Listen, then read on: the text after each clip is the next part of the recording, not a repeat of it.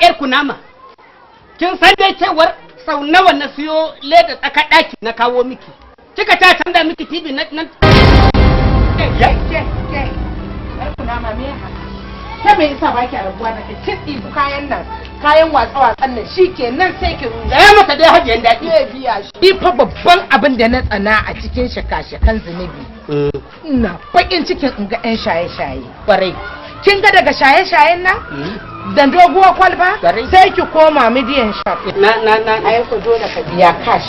To. Kwarai kuwa. To ashe hura wuta kika zo. Ni ji nake so. Sai yanzu saboda kin Allah. Harkar saban Allah kuma a ce akwai bashi. Kana yi fa za a rubuta. To yanzu. Amma buƙatar Ubangiji ka ɗaga hannu ya yafe maka in ka ce ka daina biya ta. Ya. Ƙwarai. Amfanin su ne. Kuma yanzu. Billahi na zan yanka maka mari. Sai ka biya ni kuɗi na ko fata maka ki.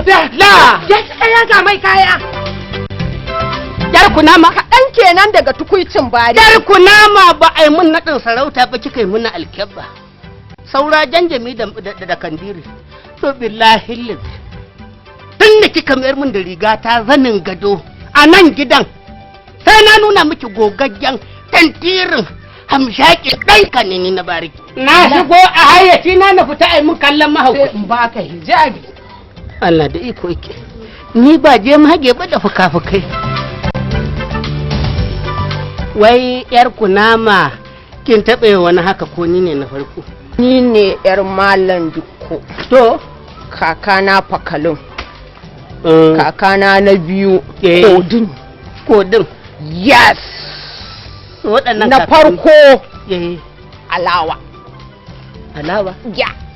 Kwaya kenan? Yes. Waɗannan kakanni na ci Allah ya tsine musu albarka. Kaga sharrin kwaya. Ya? Kwalba kuma? Ita ce rayuwata. Kwalbar? Allah ya sa ita ce ajalinki.